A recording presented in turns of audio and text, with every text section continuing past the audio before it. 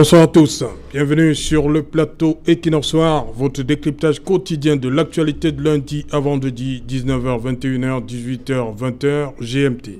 Le Cameroun traverse depuis quelques années des crises multiformes, sécuritaires, sanitaires, économiques et surtout sociopolitiques. Conscients de leur rôle et surtout garants de la cohésion socio-culturelle des populations, sensibles à la montée de la violence dans certaines villes du Cameroun et surtout dans les régions nord-ouest et sud-ouest, inquiets de la dégradation des rapports entre le pouvoir et certains partis politiques de l'opposition, le Conseil des chefs traditionnels de l'Ouest fait une série de propositions au fait de détendre l'ambiance sociopolitique au Cameroun.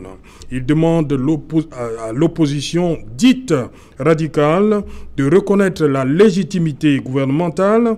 Au même moment, il suggère la mise en place urgente d'un cadre de concertation entre le pouvoir et l'opposition.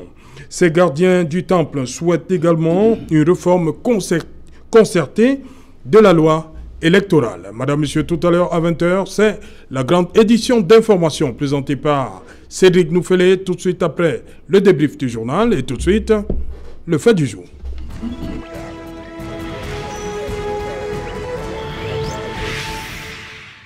Décrispation du climat sociopolitique, des propositions qui viennent des chefs traditionnels. Pour en parler, nous avons invité en plateau ce soir Prince Joel Mukage. Prince Joel, you're welcome. Thank you very much, Serge Alain. Good evening to you. Good evening to the other co-panelists.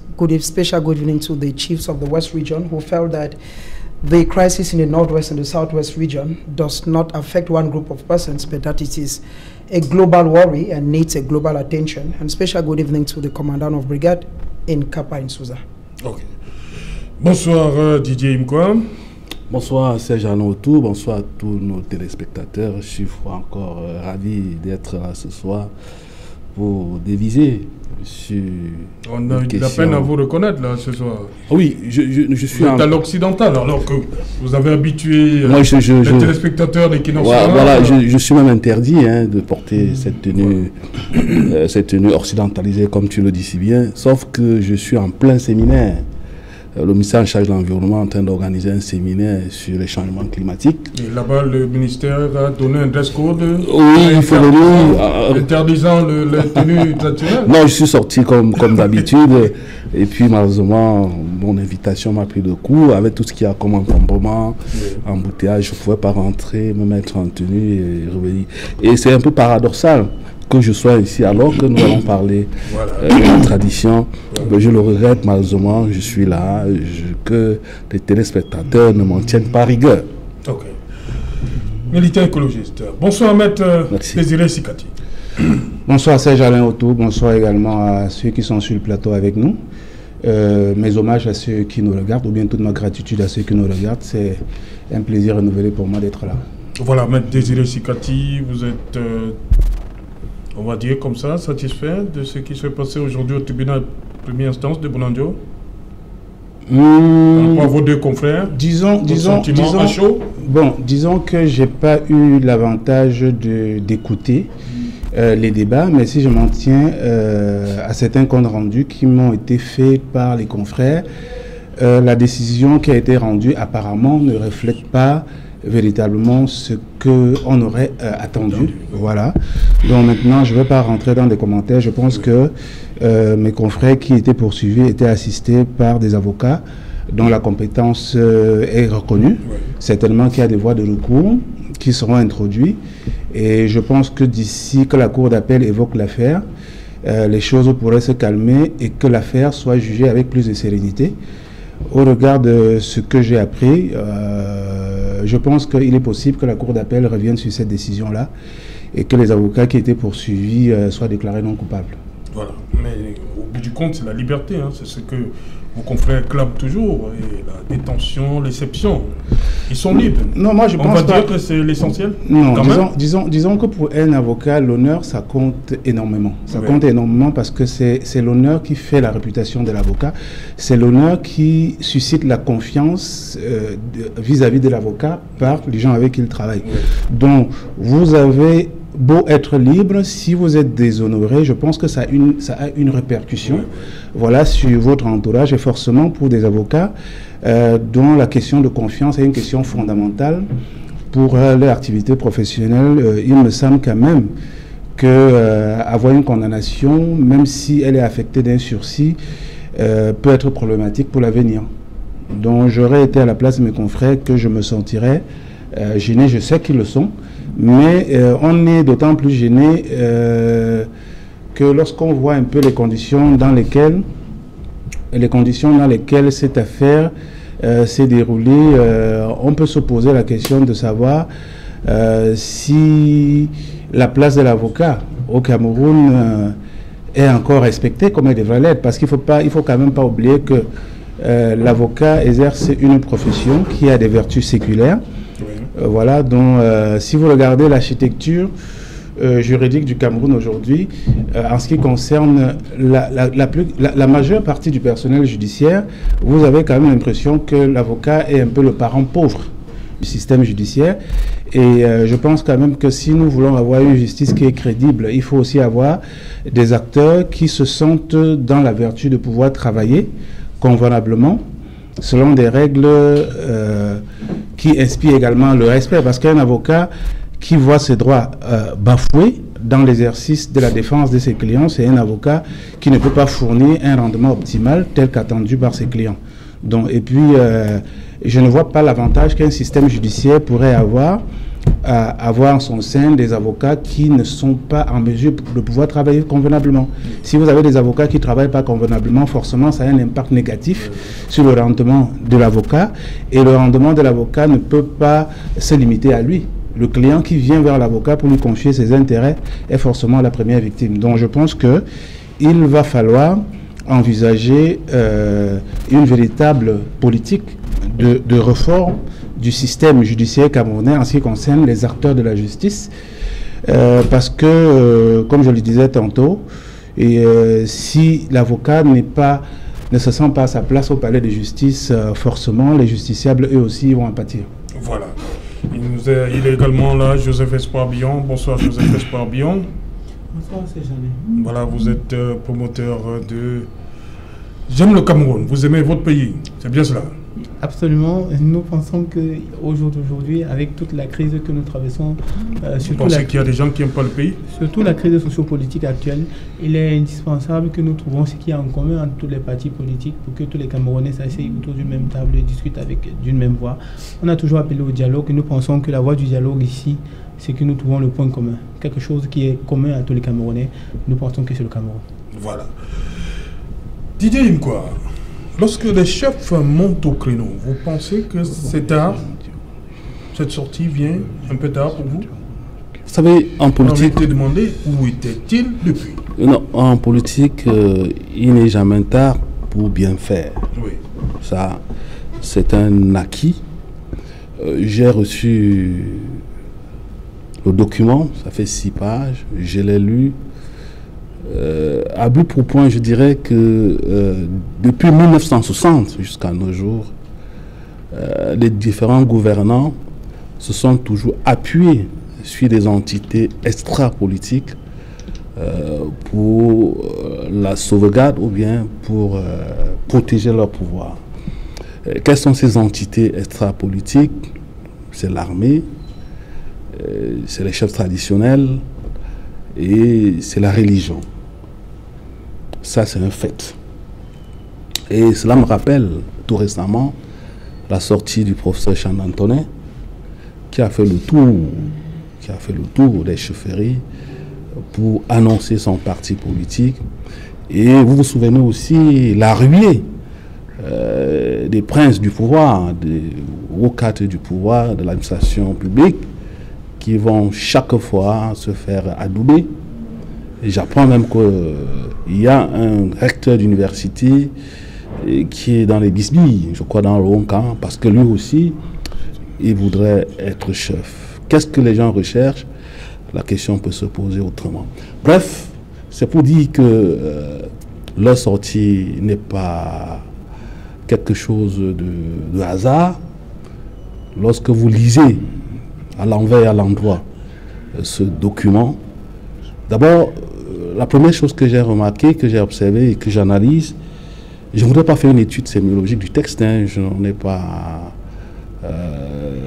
l'expertise, mais le bon sens me permet de comprendre quelque chose. Quand je dis la chefferie traditionnelle, rempart du peuple, ça veut dire qu'après ça, il n'y a plus rien. Et plus loin, à la cinquième, je crois à la cinquième page, ou l'avant-dernière page, il est écrit: nous suggérons en plus une reconnaissance de la légitimité gouvernementale par l'opposition dite radicale afin de décrisper la scène politique et créer ainsi une ouverture de concertation. Je crois que c'est ces deux phrases-là qui vont faire vraiment jazzer. Oui. Parce que si l'opposition radicale, je ne sais pas quelle est l'opposition radicale, mais je sais qu'il y a une crise politique, parce qu'il y a le professeur Camto, président national du MRSC, qui jusqu'à présent ne reconnaît pas la légitimité du président Paul Biya qui a été élu, et puis le Conseil constitutionnel l'a proclamé comme le président de la République, jusqu'aujourd'hui conteste la légitimité. Donc, ces deux phrases-là, c'est un message à celui qui conteste la légitimité de l'ordre régnant officiel et légal. Pour dire quoi? Pour dire que légal et légitime, quoi, voilà, pour nous. Pour dire que cette sortie, on nous apprend dans les académies de sciences politiques, respecte un principe que je vais mobiliser ici, c'est le principe du décentrage-recentrage.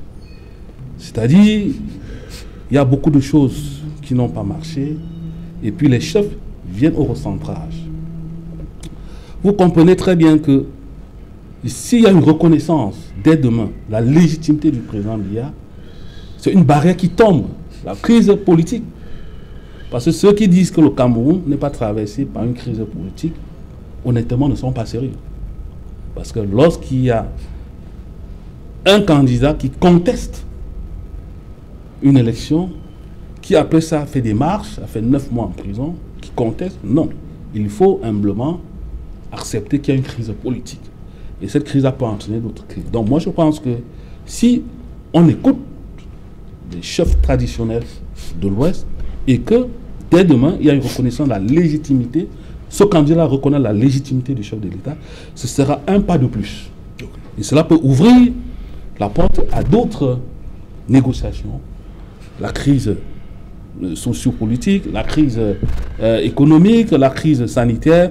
Et cela peut nous amener vers une décrispation de l'environnement socio-politique dont on a besoin. Donc on va vers la confiance populaire, vers la construction nationale durable, vers ce que d'autres appellent le contrat, un nouveau contrat social. Voilà, Maître Désiré Sikati, vous avez également lu attentivement cette suggestion des chefs traditionnels de l'Ouest, une reconnaissance de la légitimité gouvernementale par l'opposition dite radicale afin de décrisper la scène politique et créer aussi une ouverture de concertation. Votre sentiment?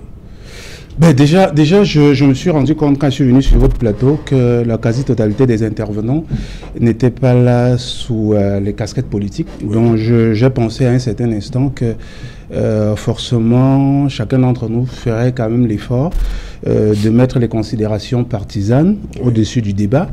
Quand j'écoute M. Imkwa avoir cette mémoire assez sélective après la lecture d'un document pourtant facile à lire, eh ben, j'ai envie de dire que je me pose la question de savoir si le document de 6 pages qu'il a entre ses mains est le même que j'ai lu. Mais ce qui est certain, c'est que je pense que c'est le même. Maintenant, il faut quand même avoir l'honnêteté intellectuelle lorsqu'on a lu un document de pouvoir le restituer dans toute son entièreté. Ce qu'il a dit est vrai. Les chefs traditionnels ou bien le Conseil des chefs traditionnels de l'Ouest a fait allusion à l'opposition radicale. Bon, je ne veux pas rentrer dans un procès d'intention parce que dans un contexte de liberté d'opinion, je pense que même les chefs traditionnels ont le droit de percevoir des questions politiques sur un angle qui leur paraît, en fait, qui leur paraît normal. Mais en même temps aussi, il faut être capable d'aller plus loin dans ce qu'ils ont dit. Parce que je pense, ce qui m'a d'ailleurs impressionné, dans la déclaration de ces chefs traditionnels, c'est qu'ils ne prennent pas position seulement sur un plan politique. Ils sont allés même sur des questions sanitaires, où on voit par exemple qu'ils demandent au gouvernement... Sécuritaire même. Oui, ils demandent d'accentuer les mesures de lutte contre la Covid-19, d'accentuer également, de mettre sur pied les moyens pour une couverture sanitaire universelle. Il y a également dans cette correspondance-là des recommandations à caractère économique, par exemple, où on dit que l'État ne doit plus, il suggère à l'État de ne plus indexer l'impôt des sociétés, notamment les petites et moyennes entreprises, sur le chiffre d'affaires, de le faire sur le bénéfice. Il demande également de mettre sur pied des moyens pour favoriser l'industrialisation locale, pour que le Cameroun ne soit plus dépendant. Donc en fait, il y a tout un chapelet de suggestions qui ont été faites. Je disais ça à l'entame de mon propos tout simplement parce que, à écouter M. Imkwa, j'ai l'impression qu'il a été volontairement sélectif dans son exposé, dont je suis impressionné, il faut le dire, impressionné et quand même satisfait qu'à un certain moment, nos chefs traditionnels, qui sont au demeurant des compatriotes, comprennent pour certains, parce que je dis pour certains parce que à un certain moment, on avait quand même l'impression qu'il y avait un certain nombre assez isolé de chefs traditionnels qui prenaient des positions, je peux dire, humanistes. Parce que si je dis républicaine, d'aucuns diront que non, la position républicaine, c'est celle qui correspond à la vision du régime. Donc, il y a un certain nombre de chefs traditionnels qui donnaient l'impression d'être isolés. Aujourd'hui, on voit que c'est le Conseil des chefs traditionnels de l'Ouest, c'est-à-dire que c'est l'organe qui est habilité. En fait, c'est l'organe, ce sont des gens désignés par les chefs traditionnels de l'Ouest pour parler en leur lieu et place. Donc, ce qui veut dire que le contenu de cette déclaration engage, voilà, tous les chefs traditionnels qui reconnaissent avoir donné un mandat à ceux qui ont parlé. Donc, je suis quand même content de voir, parce que M. Imkwa, ce qu'il ne dit pas, c'est que les chefs traditionnels ont aussi dit que l'action militaire pour le règlement de la crise anglophone a montré ses limites et qu'il faut recourir à un autre moyen de règlement de la crise. Et ils ont suggéré un dialogue inclusif où chacune des parties belligérantes sera habilitée à choisir ses représentants. C'est écrit là-dedans. Il faut aussi le dire pour que les Camerounais le comprennent, parce que je ne suis persuadé que tout le monde ne va pas lire ce qui est là-dedans. Donc, il faut également ajouter que au-delà des solutions politiques qui sont proposées, j'ai quand même noté que nos chefs traditionnels sont en train de se départir un peu de cet habillage qu'on veut leur conférer, c'est-à-dire que c'est seulement les gardiens de la tradition. Moi, j'ai remarqué qu'on a là des chefs traditionnels qui ont quand même la vision économique. Parce que tout ce qu'ils ont proposé en termes de réforme, de suggestions pour les réformes économiques, ce sont des propositions qui, en son temps, avaient déjà été faites, par exemple, par des organisations patronales telles que le GICAM, telles que ECAM et tous les autres. Donc, je pense qu'aujourd'hui, à travers ça, il faut être capable de se surpasser. Il faut dépasser le concept du parti politique, de l'appartenance politique, pour faire en sorte que nous pensions d'abord à la nation. Et puis, toujours, pour penser à la nation, pour apaiser notre pays, je pense que les chefs, ils disent bien dans leur déclaration qu'il faut convoquer une assise entre les différents acteurs politiques, une discussion pour aboutir, par exemple, à une loi électorale consensuelle. Et ça correspond exactement à ce que nous, particulièrement, du moins le MRC a toujours réclamé, c'est-à-dire une discussion entre acteurs politiques, comme ça se fait dans toutes sociétés démocratiques normales, et bien pour convenir d'un environnement électoral consensuel. Parce qu'il ne faudrait pas oublier que si vous regardez même les raisons lointaines de la crise anglophone, vous allez voir que quelque part, il y a un problème de légitimité des personnes qui sont supposées parler au nom de la population anglophone. Donc, si vous avez un problème de légitimité des représentants, je pense que ce problème ne peut être réglé qu'à travers des élections crédibles dans lesquelles les populations se reconnaissent. Et ce qui est valable pour les populations de nos deux régions anglophones est également valable pour les populations francophones. Donc je pense qu'il faut savoir dire c'est bien quand c'est bien fait. Il me semble que si on regarde bien ces chefs traditionnels, beaucoup d'entre eux ont souvent affiché leur appartenance politique pour le RDPC. Aujourd'hui, je suis content de voir qu'ils sont en train de suivre exactement ce que le sultan Ibrahim Bobo Dioya avait dit à l'introduction de son discours lors du grand dialogue national, en parlant de la nécessité de l'alternance, de la révision de la Constitution pour la limitation des mandats. Voilà. Joseph Espoir Billon, pour vous, cette voix qui s'élève du côté de l'Ouest, qui vient des chefs traditionnels, est-ce qu'elle pourra porter? Permettez-moi de revenir tout à l'heure sur un point qu'a relevé M. Tikati ici. Oui. Je voudrais dire ici que dans ce plateau, nous sommes tous dépourvus des casquettes politiques. Et je l'ai dit aussi. Justement.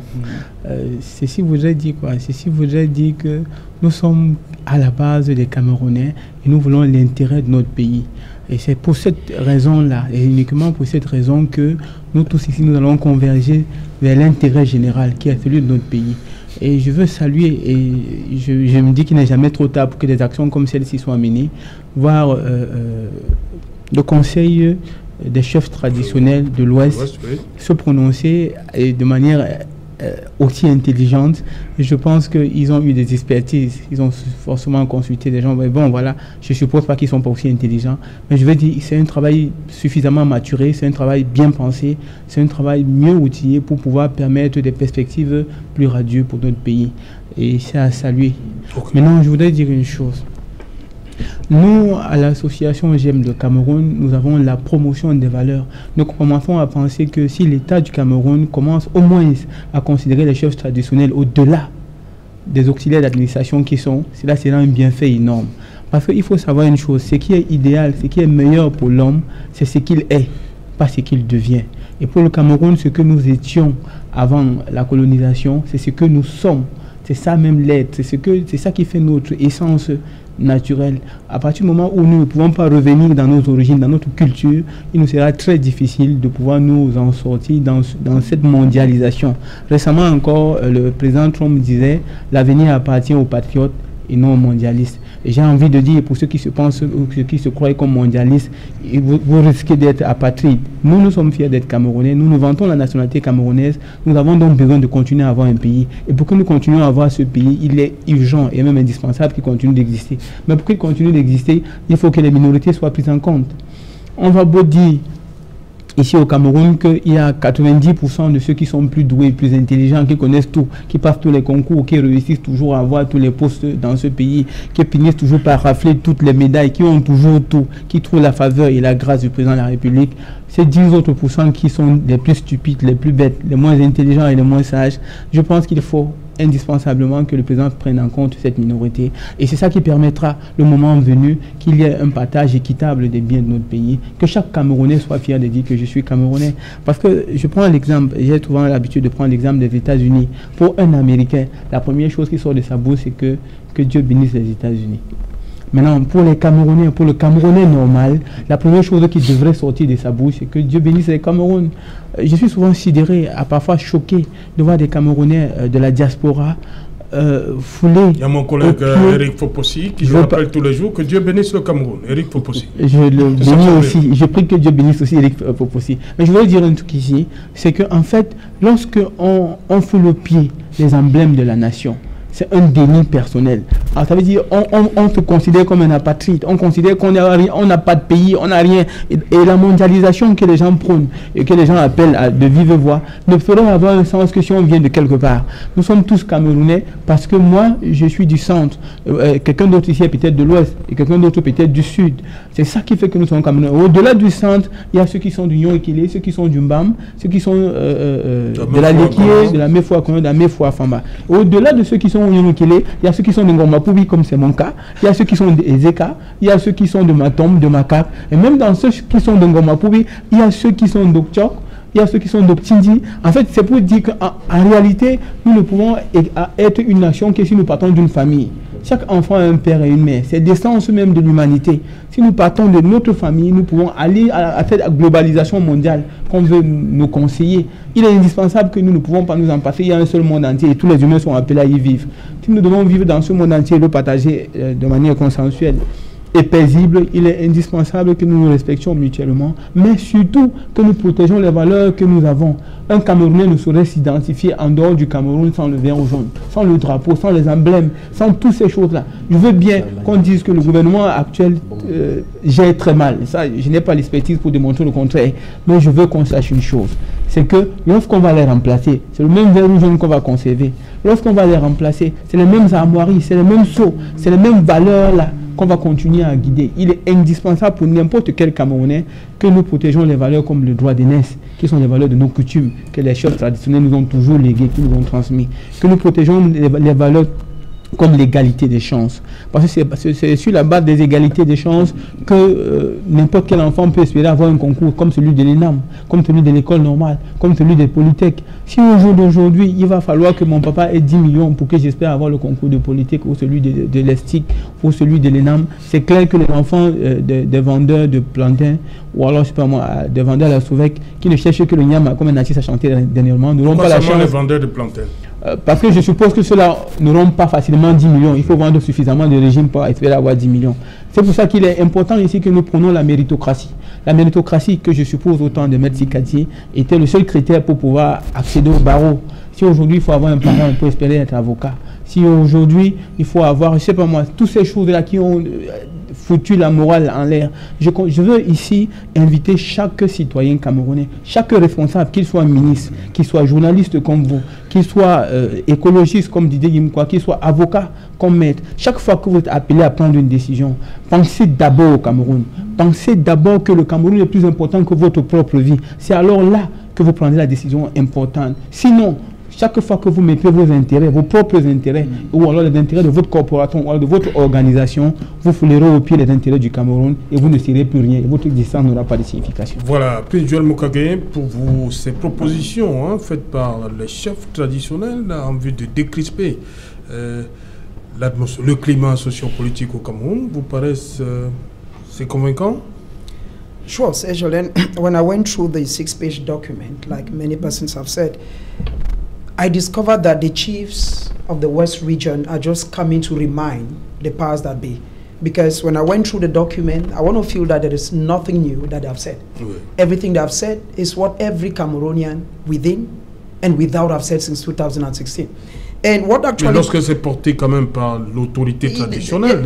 That's why I'm coming, Serge. Now, what caught my attention is the fact that it is coming from traditional rulers. There are two things that caught my attention. One, the chiefs said that they were the foundation of what is today Cameroon. We should not forget that during the Germano-Douala Treaty, it's mentioned there, they said if Cameroon had a great union with Germany, that later on led to the partition and is having what we have today. They were the foundation. We should not forget that German traders like Edward Schmidt and Johannes Voss met with King Bell and Aqua on the 12th of July, 1884. And who were these people? They were chiefs. And now when these chiefs are coming today, they feel that there is something wrong somewhere. That is the first aspect that caught my attention. The second aspect is the fact that they say that they are mindful of the fact that they are custodian of tradition and that they need to protect social cohesion. And they say they are regretting the fact that widows and children are being killed every day. They insist that they do not have any political or religious stance. Such when you look at the crisis that has been ongoing, I think that is what actually caught my attention. If you look at the crisis that has been ongoing, let us be very honest. Those who have had to suffer more are children and women. It means that these custodians of tradition, because a traditional ruler is the father of a people. Now the fathers of the West region, like most fathers in other regions who have spoken before, like he cited the case of Bombon Joel, Ibrahim Joel.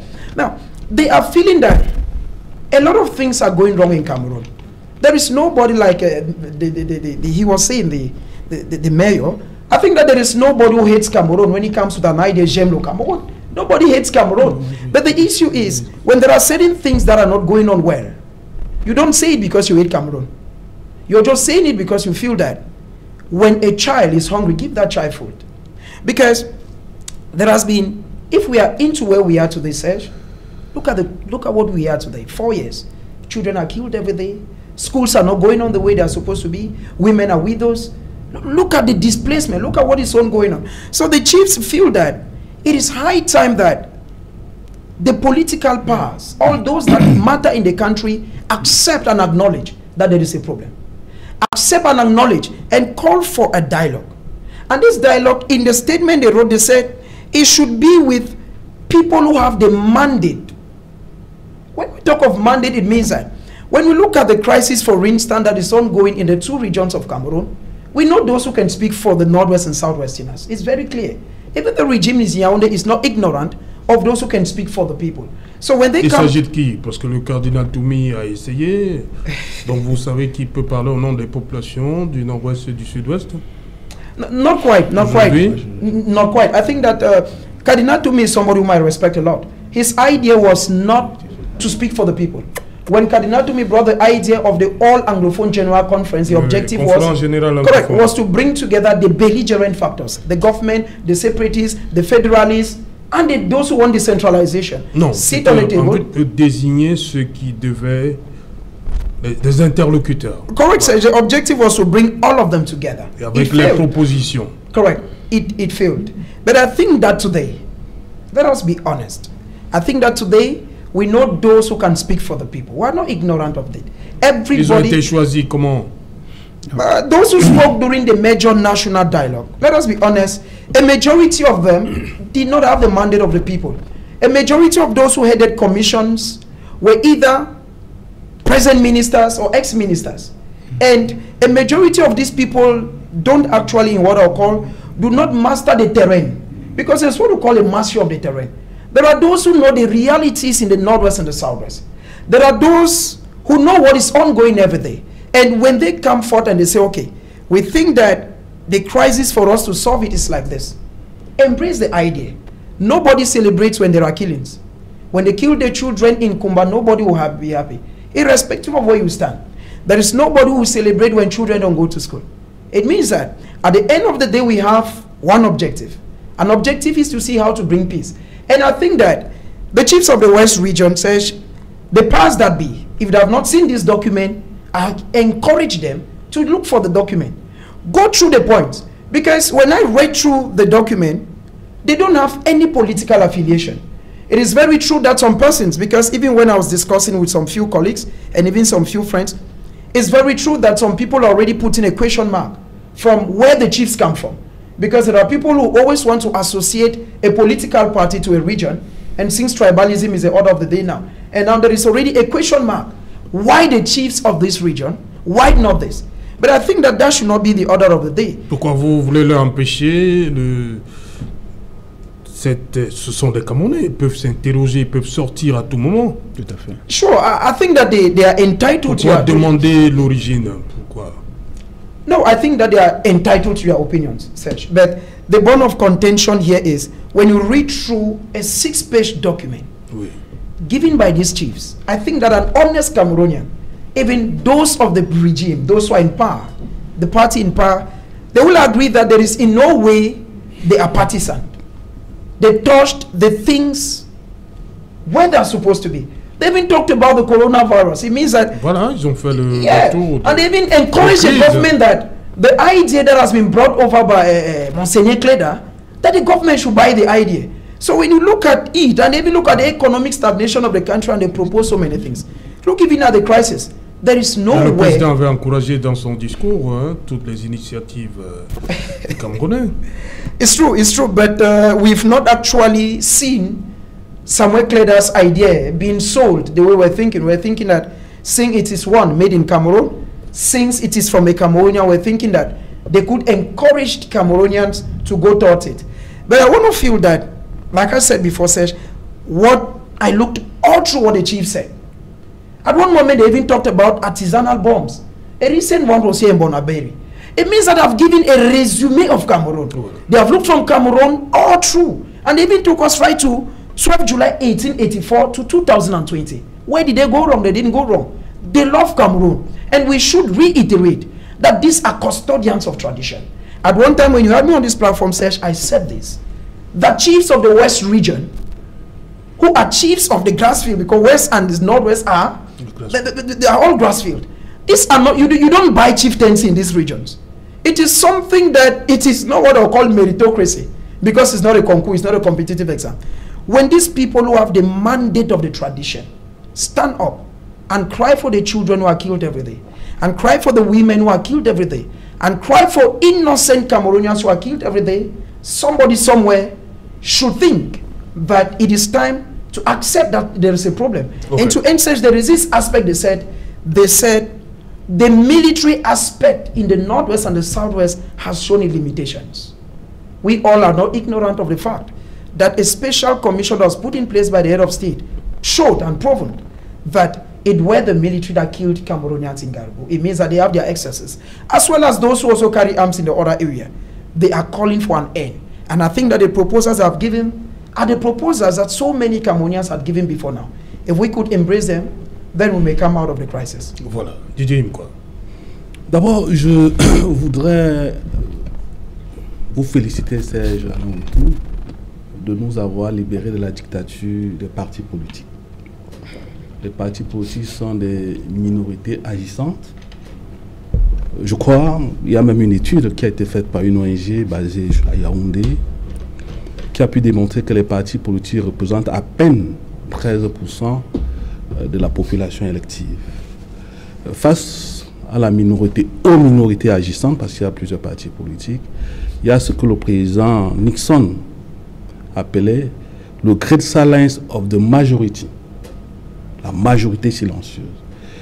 Et lorsque vous nous invitez ici, en nous débarrassant de la casquette de parti politique, vous faites parler la majorité silencieuse. C'est pour ça que je pense que, et je souhaite que la déclaration des chefs de l'Ouest puisse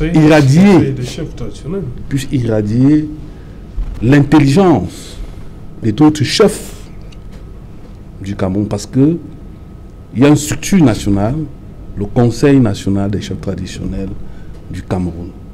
Il ne faudrait pas que ça se limite seulement dans la zone de Grassfield. Déjà l'appel est déjà quelque chose de formidable. Il faut que cela puisse irradier l'intelligence des autres chefs et que le Conseil national des chefs traditionnels, qui est présidé par son excellent monsieur le ministre Ayatou, chef traditionnel aussi, je crois, c'est la de Garoua, puisse prendre position.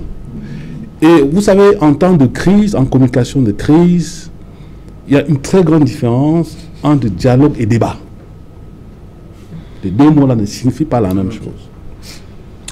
Dans le débat, les acteurs, les protagonistes du débat, il y a toujours quelqu'un qui doit gagner. Mais dans le dialogue, chacun met son ego dans sa besace, entre parenthèses, pour que le Cameroun gagne. C'est là où je suis parfaitement d'accord avec le maire Billon, avec son nouveau concept que je soutiens beaucoup. Et je lui demande de rejoindre le patriotisme écologique parce que ça rentre dans les mêmes objectifs. En disant que le dialogue, c'est tout le monde qui gagne. Parce que c'est le Cameroun qui gagne. On ne doit pas poser des conditions pour aller au dialogue. C'est pour ça que je dis, cette perche tendue doit être saisie. Il faut la saisir. Il ne faudrait pas qu'on rentre dans des considérations politico-politiciens, tout simplement parce que certains peuvent perdre, je ne sais pas. Vous savez, on perd toujours quelque chose lorsqu'on va vers le dialogue. Parce que si on ne perd rien, on reste un jusqu'au-boutiste. Et là, c'est le pays qui ne gagne rien et la crise va s'enliser. On a plusieurs crises. On a à l'extrême nord, Boko Haram, on a les incursions à l'est, et puis on a le Nozo. Ça fait quand même 4 ans, ça dure. Et puis, notre économie est presque à terre, nous sommes tous malades.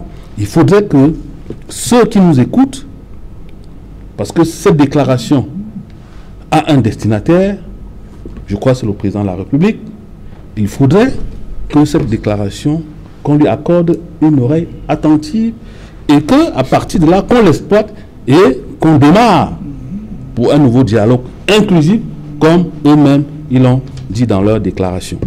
Mais président Joël Mukage a dit tout à l'heure que tout ce qui est là, c'est des choses déjà entendues. La différence, c'est quoi? C'est parce que cette fois-ci, c'est porté par... Bien sûr, oui, je pense. Il y a aussi ça. Ce que vous et moi pouvons dire la même chose, oui. Mais chez moi, on ne considère pas, mais chez vous, c'est ça aussi la Starmania. Oui. C'est-à-dire, c'est quand même des gens qui sont garants des us et coutumes. Et je vais vous raconter une histoire. Moi, j'étais à Lara. Ça, nous sommes à l'extrême nord, dans le Mayokani. Je suis allé voir le chef de village Lara, qui est un ami. Il est conseiller municipal à la mairie de Kaélé. C'est un jeune comme Billon. Lorsque je suis entré, nous discutions des problèmes d'énergie, parce que à l'heure où je vous parle, le Grand Nord presque est dans l'obscurité, il n'y a pas de lumière. Et dans cette zone, dans son village, il n'y a pas assez de lumière, ce qui fait que les jeunes, et les jeunes garçons, les jeunes filles, ça donne à des activités illicites, à la boisson, à la beuverie, parce que il n'y a pas d'électricité qui peut leur permettre de faire de petits travaux comme la réparation des téléphones. Donc nous discutions sur les stratégies pour exploiter l'énergie solaire pour son village. Et subitement, j'ai vu un ministre entrer. Première réaction, il s'est déchaussé. Il s'est déchaussé. Il s'est assis sur le tapis pendant qu'il discutait avec le Lamido, les pieds nus. Donc vous comprenez que quel que soit qu'on soit chaud, c'est ça la tradition chez nous au Cameroun. Je ne sais pas s'il y a encore des sociétés traditionnelles à CFA. Toutes les sociétés traditionnelles ont quand même un chef. Et à chaque fois, vous savez, le président, c'est le nombre des nombres. Donc, il est même le fond des fonds. Donc, à chaque fois qu'un ministre rentre dans son village, il devient le citoyen normal. Lorsqu'il va voir son chef, il est obligé de respecter les us et les coutumes de la communauté. Donc, moi, je pense que il faut saisir cette perche tendue par ses majestés, par leur majesté, le chef traditionnel, et puis engager un débat inclusif pour qu'on sorte de ces différentes crises-là, pour qu'on construise cette nation durable, pour qu'on construise pour la confiance et comme dirait quelqu'un ici, pour qu'on rétablisse un nouveau contrat social. Voilà, Maître Sikati, est-ce que cette perche tendue par les chefs traditionnels de l'Ouest peut se limiter aux chefs traditionnels, ou bien il faut que ce soit une affaire nationale? Il a dit que peut-être le Conseil national des chefs, il faut que tout le monde se mette à table pour que ça ait plus d'impact. Non, Serge Alain, j'ai envie de dire qu'on n'a pas besoin de mettre sur pied une procédure complexifiée pour comprendre ce que ces chefs ont dit. Oui. Je pense que lorsqu'on est un être humain, il faut aussi avoir souvent l'humilité de reconnaître que ce que quelqu'un vous a dit est bon, même si la personne n'était pas forcément accompagnée par plein de monde. Vous voyez, je ne suis pas d'accord de discuter de la déclaration de ces chefs traditionnels de façon abstraite, parce que quand je parle de façon abstraite, c'est un peu comme si on s'abstenait de s'adresser directement ou bien de nommer directement les personnes à qui les chefs traditionnels s'adressent. Oui. Exclure la politique de cette déclaration-là signifierait qu'en fait, on se retrouve dans un environnement où les chefs ont parlé, mais on ne sait pas qui sont ceux qui vont implémenter les suggestions. Parce qu'il ne faut pas oublier une chose, le mécanisme de la dévolution du pouvoir au Cameroun est politique. Ça veut dire que vous ne pouvez pas arriver au pouvoir au Cameroun si vous ne passez pas par les élections. Et nous savons tous que l'une des raisons de la crise socio-politique que le Cameroun connaît depuis un certain nombre de temps, c'est ce verrouillage du système électoral, c'est l'environnement électoral qui n'est pas consensuel. D'ailleurs, je ne vois pas comment est-ce qu'on pourrait détacher la déclaration des chefs traditionnels de la politique, alors qu'eux-mêmes disent que pour redonner un nouvel élan au Cameroun, il faut mettre sur pied de façon urgente un cadre de concertation entre le parti au pouvoir et les partis de l'opposition. Donc, je pense que lorsque vous lisez d'ailleurs leur déclaration, ça fait partie des premières suggestions qu'ils ont émises. Donc, le problème du Cameroun, c'est ça. Et dans l'entame de mon propos, quand j'ai pris la parole il y a de cela quelques instants, je pense que j'ai parlé du sultan, roi des Bamoun, Ibrahim Bombon Dioya. Ibrahim Bombon Dioya avait dit le véritable problème au Cameroun, c'est le problème de l'alternance et de la limitation de mandat. Donc, il ne faut pas contourner, il ne faut pas chercher, comme certains disent souvent, de midi à 14h, pour comprendre que les chefs traditionnels sont en train de s'adresser à ceux qui sont à la manette de la gouvernance au Cameroun. Ceux qui sont à la manette de la gouvernance au Cameroun, c'est le régime de Yaoundé. C'est le régime de Yaoundé. Ne rentrons pas dans ce genre de débat où on vient ici dire des évidences. Par exemple, susciter le patriotisme du Camerounais, pour moi, c'est susciter quelque chose qui est acquis d'avance. Parce que ce soit les Camerounais de la diaspora ou les Camerounais qui sont ici, les Camerounais aiment leur pays.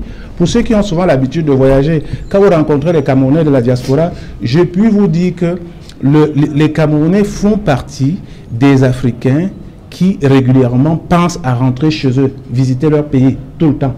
J'ai rencontré des peuples africains qui passent des années en Occident sans jamais mettre les pieds chez eux. Donc, les questions de patriotisme, c'est des questions qui sont basiques.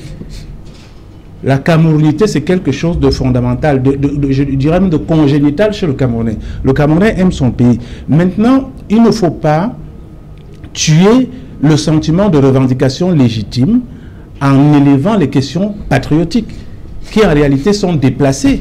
Lorsque un Camerounais de la diaspora dit par exemple qu'il se plaint, qu'il n'est pas content parce qu'au Cameroun, il n'y a pas une véritable démocratie, les élections sont des élections qui sont truquées, il y a la gabegie, la corruption.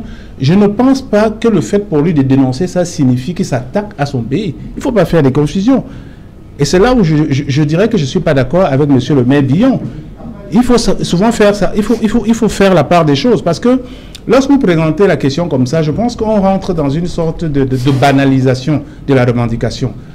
On va se retrouver dans un concept où vous êtes en train d'indexer des gens sur des problèmes qui en réalité ne les intéressent pas. Le Camerounais n'a pas un problème de déficit de patriotisme. Les Camerounais aiment leur pays, mais les Camerounais n'aiment pas la façon dont leur pays est gouverné. Aujourd'hui, est-ce qu'il est normal que ce soit les chefs traditionnels qui viennent dire au régime de Yaoundé qu'il faut donner une nouvelle orientation à la crise anglophone en mettant de côté l'action militaire? Oui, on revient parce que dans un instant, le journal de 20h, une page de pub et vous allez retrouver Cédric Nouffelé pour le 20h.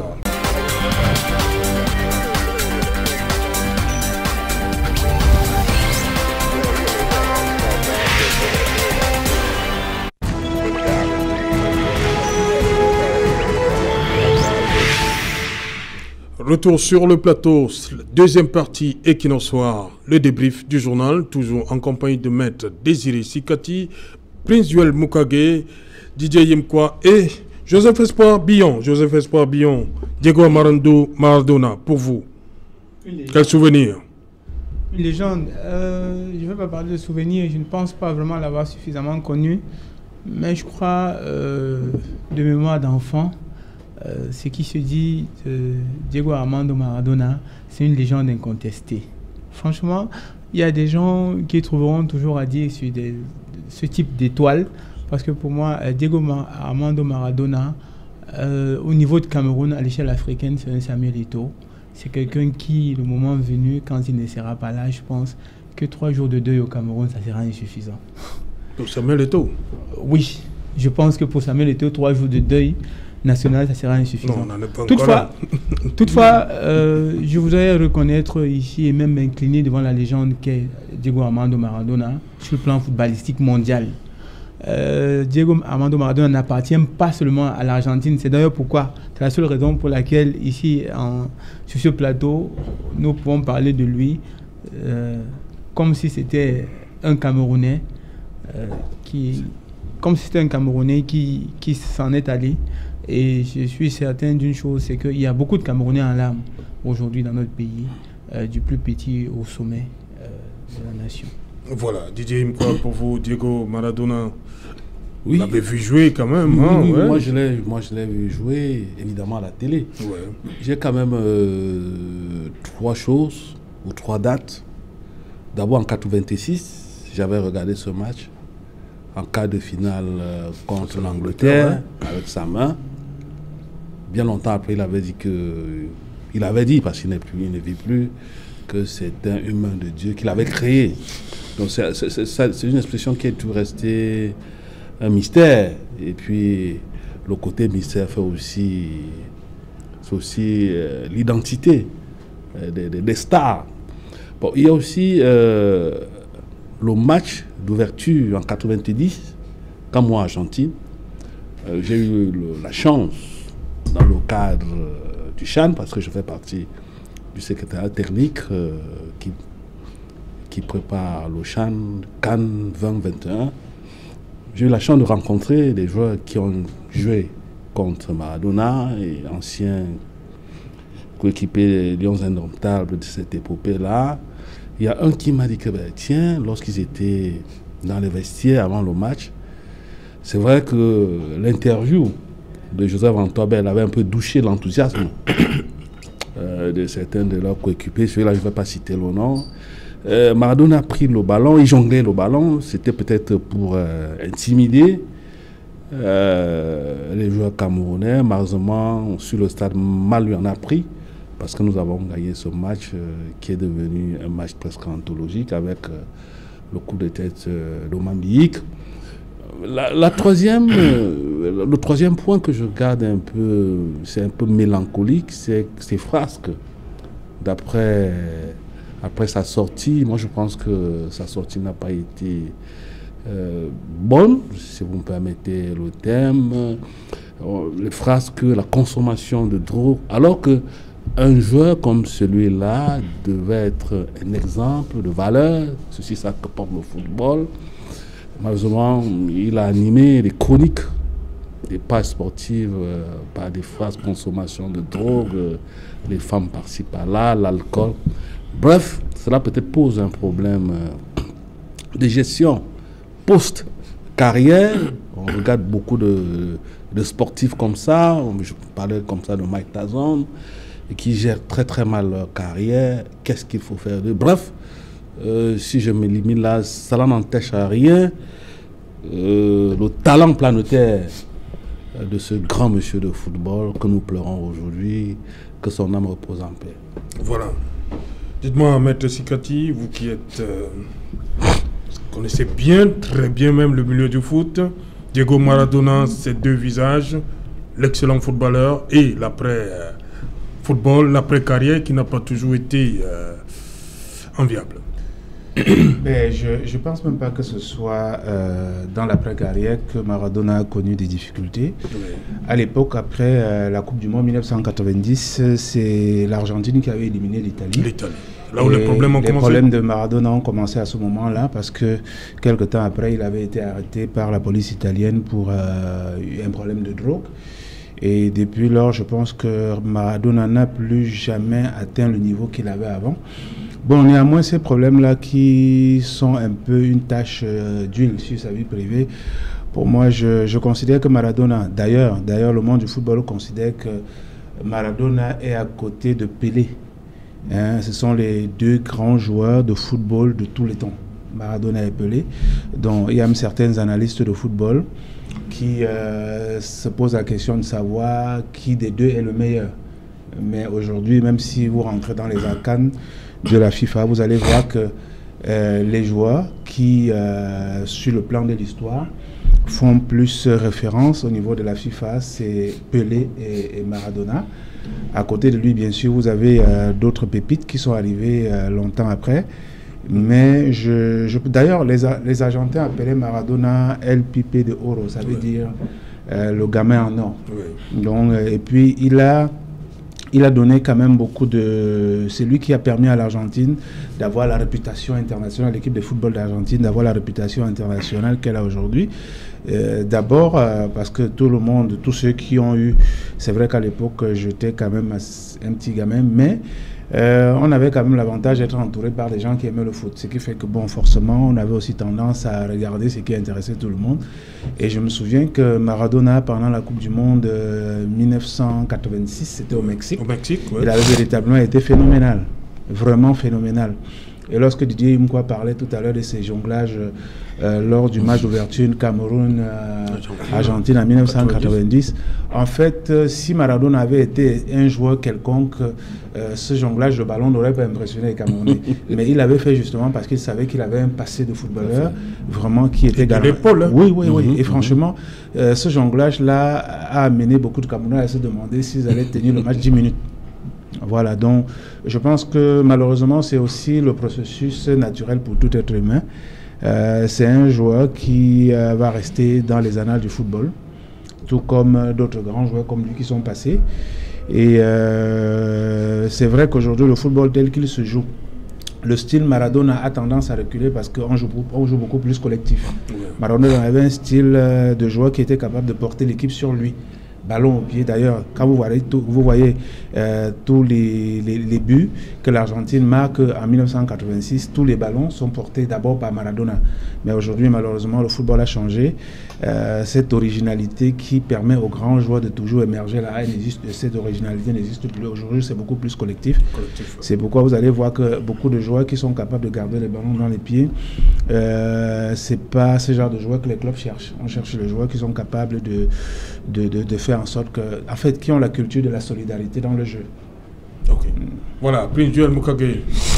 Maradona has gone. Sure, it's regrettable that Africa has lost an icon today.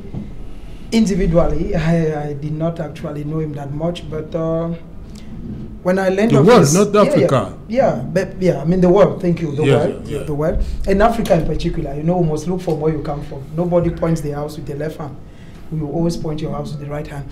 I think that when I learned of his demise today, I did a small finding, and I discovered that in all aspects of football, all trophies, Maradona has taken nearly all.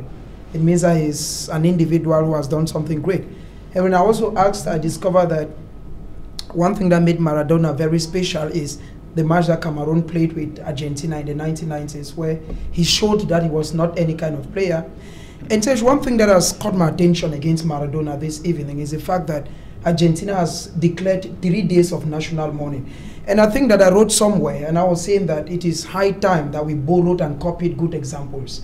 I think that in Cameroon, we are thinking that should a legend, we are not praying for people to die, but we are praying that should Cameroon, like the Lord may say, that if it is Eto'o, we are not praying for him, that will give more days. But when I looked at 3 days that have been given to an individual, then my mind fell back to something. My mind fell to the 7 children who were killed in Kumba. It was just a day that was given, and that day was a public holiday, which was a Saturday. It goes to tell you that there are so many things that we still take for granted in Cameroon. It's never too late to learn. We should keep learning. It is just an individual. We remember that one time on this platform we had to talk about Fouemark Vivian, who is another icon. The memories of Fouemark, what has become of him today, doesn't speak well, doesn't sell the image of Cameroon very well. But we keep saying that it's never too late to learn. Maradona has gone, Argentina has started already. Just today that he died, 3 days of national mourning has already been declared. Maybe in the days ahead, more development will come for him. But I think Cameroon, that we are, let us always struggle to learn. It's never too late to learn. Maradona has gone, may his soul rest in peace. Voilà. On va donc continuer avec vous, Maître Sikati. On s'est arrêté à la première partie. Les chefs sont assez clairs pour décrisper le climat sociopolitique. Ils suggèrent la reconnaissance de la légitimité gouvernementale par l'opposition dite radicale. Ils demandent aussi la mise en place urgente d'un cadre de concertation entre les pouvoirs publics et les partis politiques. Bon, déjà, j'ai dit à l'entame de mon propos, quand je prenais la parole pour la première fois, que je suis d'accord avec le Conseil des chefs traditionnels qui a publié cette déclaration-là. Maintenant, j'estime que la responsabilité d'implémenter ça revient, voilà, d'abord aux autorités qui sont en charge de gérer ce pays à Yaoundé.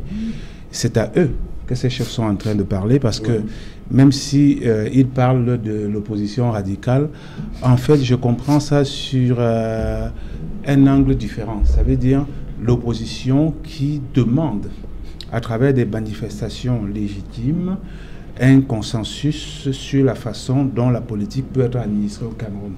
Parce que je n'ai pas l'impression que ce que le MRC notamment fait, en termes de revendications politiques, est différent de ce qui se passe ailleurs.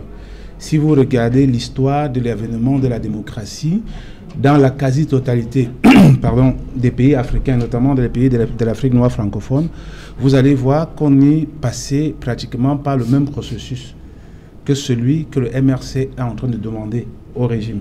C'est-à-dire que les acteurs politiques s'asseyent autour d'une table et mettent sur pied un système politique qui est consensuel. Je parle d'un système politique consensuel parce que, en réalité, on ne doit pas parler de politique lorsqu'il s'agit seulement de questions électorales. Le Cameroun est l'un des rares pays où le système électoral est déterminée de façon subjective et unilatérale par le régime au pouvoir. Moi, je ne veux pas prendre l'exemple des pays occidentaux parce qu'on me dira que bon, c'est des pays qui sont à des années-lumière de nous parce qu'un pays comme la France a acquis ses premières prémices de la démocratie dans les années 1789 avec la Révolution française et que le Cameroun a besoin de beaucoup de temps parce que bon, certains disent que Paris n'a pas été construit un jour. Mais je pense quand même que lorsqu'on regarde à côté de nous, des pays tels que le Bénin, le Sénégal, le Niger, qui, sur le plan sociopolitique, quand vous regardez l'environnement sociopolitique et même le contexte temporel d'avènement de la démocratie, vous vous rendez compte qu'ils ont acquis la démocratie dans les années 90 comme le Cameroun. Mais entre 90 et 2020, quand même 30 années se sont écoulées. Mais si vous faites le bilan de l'essor de la démocratie au Cameroun, vous verrez qu'on est nettement en arrière par rapport à ces pays-là. Qu'est-ce qui peut expliquer que nous soyons en arrière? C'est tout simplement qu'il y a cette volonté manifeste de confiscation de pouvoir, de constituer des obstacles à l'alternance dans notre pays. Et aujourd'hui, je pense que la déclaration du collectif des chefs traditionnels, cette déclaration-là doit être comme une sorte de bréviaire pour le régime.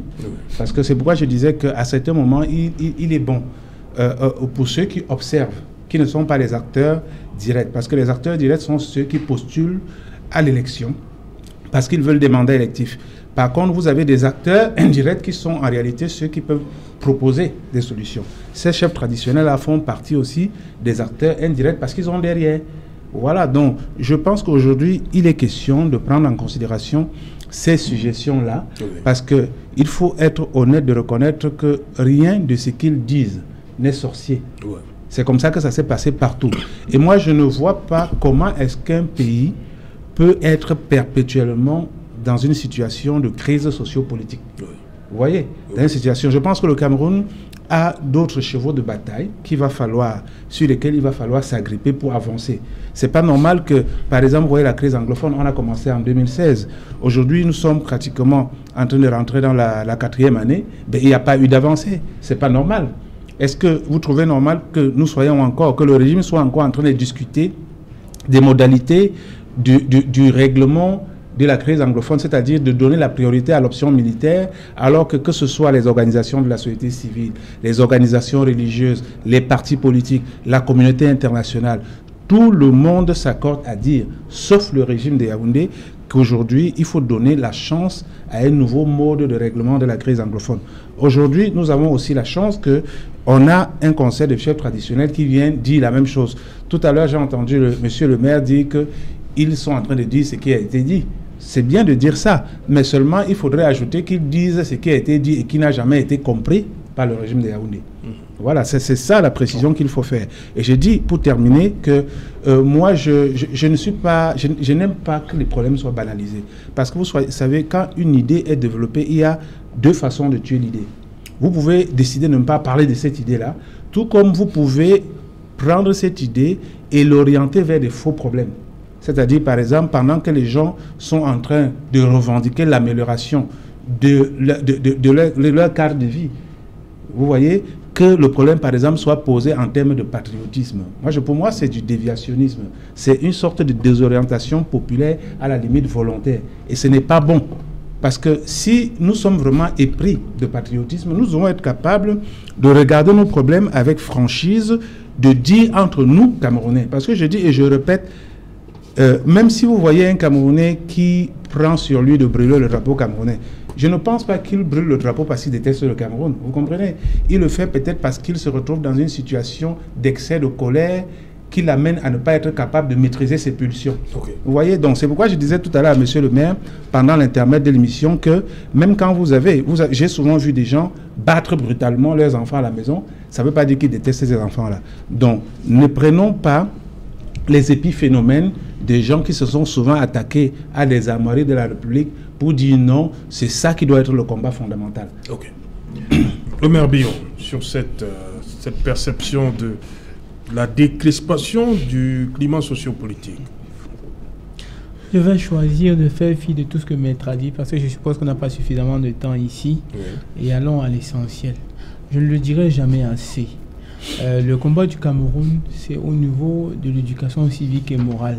Il faut que les Camerounais apprennent à redevenir patriotiques. Il faut que les Camerounais commencent à avoir le sentiment de James Afana, le sentiment de Ruben Oumiobe, de Osende Afana, de Moumié Félix, le sentiment de tous ces grands nationalistes qui étaient prêts à donner tout, mais alors tout, sans exception pour le Cameroun. Lorsqu'on arrivera là et qu'on ne considérera pas que c'est une distraction, parce qu'on rappelle chaque fois aux Camerounais que le Cameroun est plus important que leur propre vie, alors là, on n'aura plus de problème de démocratie, d'équilibre. Parce que je vais vous dire un truc, le problème du Cameroun, ce n'est pas les hommes.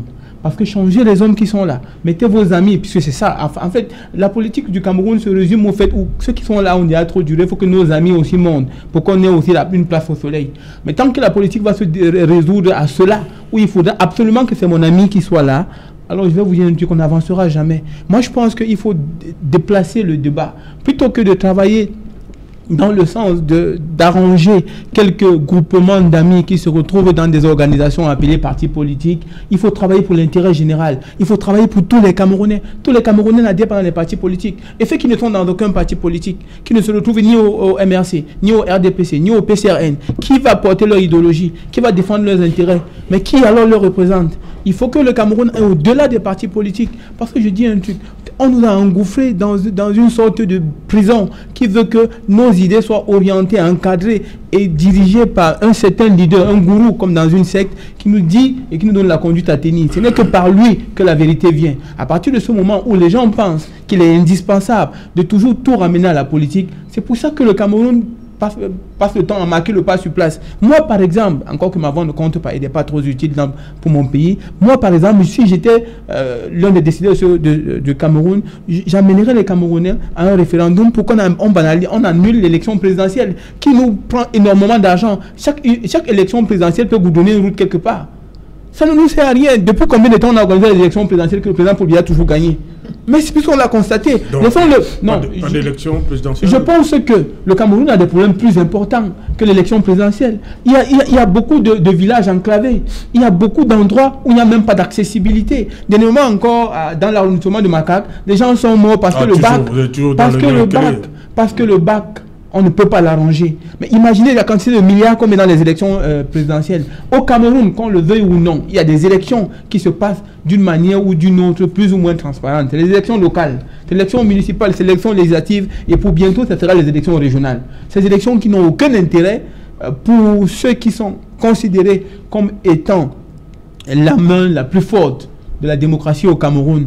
Et donc, j'ai dit, l'intérêt du Cameroun au jour d'aujourd'hui, c'est de se rassurer qu'il est indispensable que chaque Camerounais soit à l'abri du strict besoin, du strict minimum. Au jour d'aujourd'hui, il y a les Camerounais qui peuvent faire 3 jours sans manger, sans rien mettre tout là-dedans. Ça existe, c'est pas un bluff. Faites le tour de Aqua à l'heure ci et vous allez rencontrer des gens qui vont dormir en bordure de la route. Mais il y a aussi des Camerounais qui vont dans les hôtels, qui passent des commandes à hauteur de 100 000 francs, qui n'arrivent pas à manger pour 100 francs.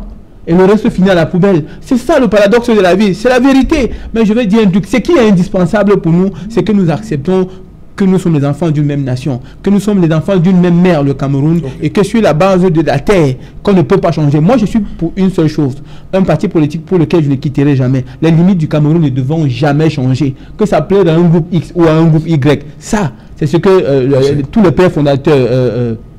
André Marine Bida, Amadou Aïdjo, Paul Biya et même celui qui viendra après lui, personne ne pourra changer le Cameroun profond et mystique qui veut que le Cameroun reste avec 475 442 km². C'est la seule chose qu'on ne pourra jamais enlever dans ma tête. Merci. Vous avez dit Cameroun profond et Cameroun mystique. Oui. Ok, merci. Didier Imkwa, on sort de l'émission. Oui. Est-ce qu'on doit retenir de cette déclaration des chefs? D'abord, je dis qu'il faut prendre ça en compte. Parce que ces déclarations, on connaît nos destinataires. Les destinataires, évidemment, son Excellence, Monsieur le Président Biya. Je voulais dire ceci pour ceux qui ont lu Michel Crozier, L'acteur et le système. Il demande dans ce livre que, il n'a pas écrit seul, il demande dans ce livre que lorsqu'à un moment donné, les acteurs de différentes idéologies ne peuvent pas se lancer des passerelles, on va vers la rupture. Après la rupture, c'est la guerre. Nous sommes aujourd'hui au bord de la rupture. Parce que les gens ne se parlent pas. Il y a un manichéisme paresseux. C'est-à-dire, j'emprunte ces mots-là à M. Charles Ndongo. Lorsque ça ne vient pas d'un camp, on ne l'accepte pas. Nous sommes dans un ensauvagement abyssal de notre espace politique.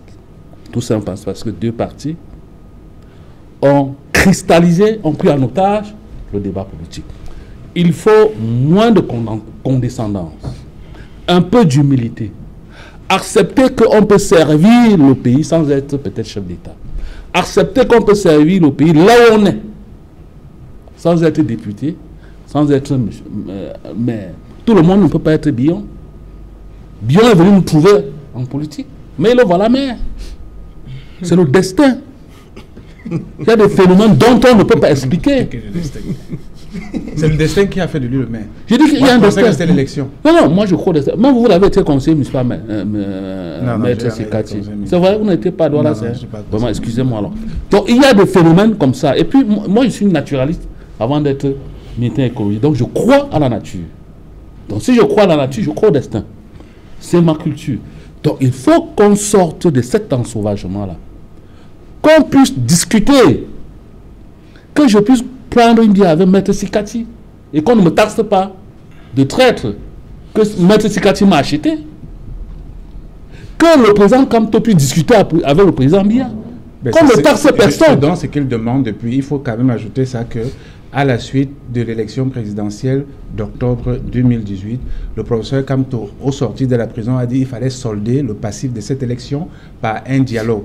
C'est ce que nous avons appelé la politique de la main tendue. Oui, sauf qu'il a mis des conditions. Non, il n'y avait aucune condition. Avec les la conséquence est que non seulement le régime de Yaoundé, aussi arrogant qu'il est, n'a jamais saisi la main, mais a en plus implémenté les forces de maintien de l'ordre pour l'envoyer en prison. Donc, vous savez que depuis 2 mois, il est dans un régime de séquestration. Et c'est ce que la majesté demande. Vous comprenez? Oui, mais il faut qu'on sorte de le régime qui, pour le moment, oui, mais le chef demande que l'opposition radicale reconnaisse la légitimité du pouvoir en place et que le pouvoir en place libère un peu de là. Comme c'est plus facile, ils peuvent dire reconnaître la légitimité. Qu'on discute. Non, mais justement, tout ça, tout ce que vous êtes en train de dire, nous ne sommes pas opposés à ça. Mais je pense que ça peut faire l'objet des thématiques d'un dialogue entre Camerounais. Vous comprenez? Le plus important, c'est quoi? Ce n'est pas toujours de revenir sur ce qui est passé avant. Tout à fait. Mais c'est de se projeter sur l'avenir. Je sors de ce studio étant fier de vous. Parce que vous avez dit... Non, mais nous avons toujours dit ça. Ah non, je dis qu'aujourd'hui, je n'ai jamais partagé un plateau, peut-être à l'époque. Non, je dis le RRC. Attends, maître, on a dit qu'aujourd'hui, on ne parle pas de parti. Quand vous dites, je suis d'accord avec ce document, moi, je suis content. Ça baisse la pression. Il faudrait que cette pression-là baisse. Document appelle... Qu'on aille vers le dialogue. Non, ce document appelle au dialogue. Il n'y a pas de choses. Personne ne pose des conditions pour aller au dialogue. Il n'y a pas de souci. C'est ça le dialogue. Il n'y a pas de souci. Voilà. Pinduel Mokage. Sure, I think that when I also went through the document, I noticed that the traditional rulers are calling on the lawmakers. You know, everything begins and ends with those who make the laws, the National Assembly. You know that the Anglophone crisis from 2016 to where we are today has always been a taboo at the level of the National Assembly. I don't know why the people who represent Cameroonians at the National Assembly feel that they should spend time talking budget. At one time, an SDF parliamentarian called Wiba Joseph that has left Cameroon took his energy and told the Speaker of National Assembly, Kavayege Jibril, that no, we cannot come here every day and be talking money, interest, cars. Let us talk about the lives of Cameroonians. And I think that this decision is coinciding with the fact that we are talking at the moment where they are still at the glass house, where they are talking at the National Assembly. And I think that it is time for these lawmakers, because those that are at the National Assembly says were not, it is true they were politicians, but they were voted to represent a people. It means that in each subdivision, there is a parliamentarian. And this parliamentarian is supposed to defend the interests of his people.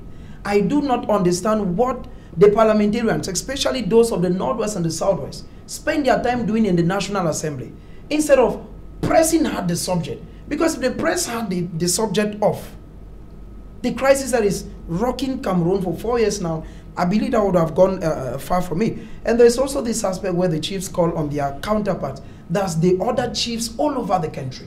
I believe that if chiefs all over Cameroon, all over this nation, add their voices to those of the West region, it is going to go far to tell somebody somewhere. Because I listen to other panelists, there is one thing we must say here, that there is one target in their message. The target is the head of state. Because when you look at the way the organigram of Cameroon is set, there is no way the president of the country disappears in the organigram. Go into the legal department, he's there. Go into the judiciary, he's there. Go to the executive, the president is all over. So it means that... Et les chefs ont d'ailleurs parlé de séparation de pouvoir. Ils ont dit qu'ils vont appliquer la séparation. So if you look at it, I just believe that their message should be heard. Remember that I said before now that what makes a difference in this is that it's coming from traditional rulers. But when you look at the entire 6-page note, there is nothing new in it. Everything they have said here, Cameroonians are saying it. Cameroonians have always been saying it. Let us state and let those who matter embrace it. Because if those who matter do not embrace it, we'll keep talking it every day, souls will be dying every day, and nothing is changing. Let the head of state, who is the number one, like somebody said here, who is the fun of funds, the commander-in-chief of the armed forces, the number one footballer, the chief is everything, when it all over, let me embrace it and ensure that the killings in the northwest and the southwest come to an end. And believe me, Serge, maybe we'll be talking something else. We'll no longer be talking about the crisis in Cameroon. We'll be talking another better subject. Voilà, merci Prince Joel Mokage d'être venu. It's always a privilege being on board, Serge. Special good evening to those who are watching us in Susa, my second home, and especially to the divisional officer Boka Malumomati and the commandant of brigade in Cameroon. Merci Maire Joseph Espoir Billon d'être venu. Merci Serge Alain. Permettez Serge Alain que je dise un bonsoir particulier à ma très chère épouse qui m'accompagne dans ce studio et à quelqu'un qui m'aime très bien, Mati, qui est quelque part ici à Douala. Et je voudrais dire merci aussi à tous les Camerounais qui aiment le Cameroun. Tous aiment le Cameroun. Voilà. Merci Maître Sikati d'être venu. Merci et bonsoir à tous ceux qui nous ont fait la gratitude de nous regarder. Voilà, merci. Didier Mkwa, bonsoir. Merci. Bonsoir à Serge Alain Retour. Je demande à tous ceux-là qui veulent sortir des joutes politico-politiciennes de nous trouver à la Chaumière. Ce n'est pas une publicité. Le 4 pour une table ronde sur l'impact des grandes surfaces sur les petits commerçants et détaillants. Voilà. Madame, Monsieur, nous sommes donc arrivés au terme de cette édition Equinox Soir. Le rendez-vous, il est pris pour demain dès 19h. Bonsoir, Bazou.